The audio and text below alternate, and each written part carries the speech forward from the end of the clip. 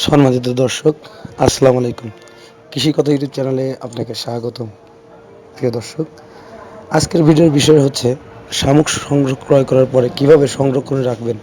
তো প্রিয় দর্শক, হাঁসের প্রধান খাবার শামুক, আর সেই শামুকটা যদি হাঁসকে খাওয়ানো হয় তাহলে হাঁস 80 থেকে 85% ডিম দিয়ে থাকে এবং খাদ্যের অভাবটা প্রায় 70%-এর বেশি কম হয়। তাই হাঁসের খামারকে লাভবান হতে হলে অবশ্যই শামুক ক্রয় করে খাওয়াতে হবে। শামুক কোথা থেকে ক্রয় করবেন? ডিসক্রিপশন নাম্বার দেওয়া থাকবে, ভিডিও স্ক্রিনে নাম্বার দেওয়া থাকবে। আপনি সেই নাম্বার থেকে তার সাথে যোগাযোগ করে বা আমার সাথে যোগাযোগ করে আপনি শামুক ক্রয় করতে পারবেন। প্রিয় দর্শক, হাঁস যদি শামুক খান সেক্ষেত্রে অবশ্যই লাভটা বেশি হবে। কেন? এক বস্তা ধানের দাম 1400 টাকা, পাশাপাশি এক বস্তা গমের দামও 1200-1300 টাকা এবং এক বস্তা ফিডের দাম 2200 টাকা। সব মিলিয়ে 1000 হাঁস পালন করতে গেলে প্রায় দিনে 6 থেকে 7 হাজার টাকার খাবার প্রয়োজন হয়। এদিক থেকে এদিক থেকে দেখলে যে আবদ্ধ অবস্থায় হাঁস পালন করতে গেলে এই খাবারগুলো ক্রয় করে খাওয়ালে খামারের স্বাবলম্বী হতে পারে না।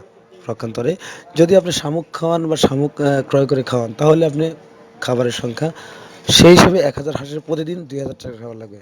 আপনার 8000 টাকা খাবার থেকে 2000 টাকা লাগা মানে 6000 টাকা মাইনাস হচ্ছে। এক্ষেত্রে আপনি চিন্তা করে দেখুন আপনি হাঁস পালন করে লাভবান হতে পারবেন কিনা। একটা দিক খেয়াল করলে আমরা অবশ্যই দেখতে পারি, বিলে যে হাঁসগুলো থাকে সেই হাঁসগুলোর তুলনায় খামারে যে আবদ্ধ অবস্থায় হাঁসগুলো থাকে অনেকটা পার্থক্য থাকে। কেন? কারণ বিলে হাঁসরা খোলামেলা খাবার খায়, প্রাকৃতিক খাবার খায়। এজন্য হাঁসের গ্রোথটা বেশি থাকে এবং আকার অনেক বড় থাকে এবং ডিমটা পরিমাণ বেশি দেয়। আবদ্ধ অবস্থায় এই খাবারটা পায় না বিধায় খাবারের পরিমাণ সঠিক দিলেও সঠিক পরিমাণ ডিম পাওয়া যায় না। সেক্ষেত্রে খামারিরা লাভের সম্মুখীন হতে পারে না। তাই আবদ্ধ অবস্থায় খামার করতে গেলে আপনাকে প্রাকৃতিক খাবার সংগ্রহ করে খাওয়াতে হবে। এই প্রাকৃতিক খাবার সংগ্রহ করবেন কোথা থেকে?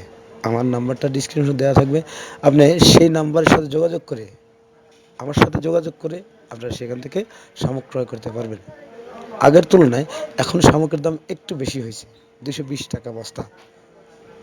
বস্তার পরিমাণ 40 থেকে 45 কেজি বা 50 কেজি এর মধ্যে থাকবে।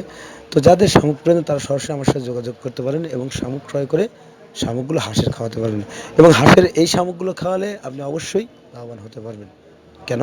কারণ বিগত দিন থেকে বা বিগত লোকদের কাছ থেকে আমি জিজ্ঞেস করি যারা আবদ্ধ অবস্থায় পালন করছে এবং খোলা অবস্থায় পালন করছে তাদের কাছে জিজ্ঞেস করছি যে তারা অবশ্যই বলছে যে শামুক প্রাকৃতিকভাবে খাওয়ালে হাঁসের রোগবালাই কম হয় এবং পাশাপাশি হাঁস ডিমও প্রচুর পরিমাণ দিয়ে থাকে। তাই আপনার খামার করতে হলে অবশ্যই আপনাকে স্বাবলম্বী হতে হলে শামুক ক্রয় করে খাওয়াতে হবে।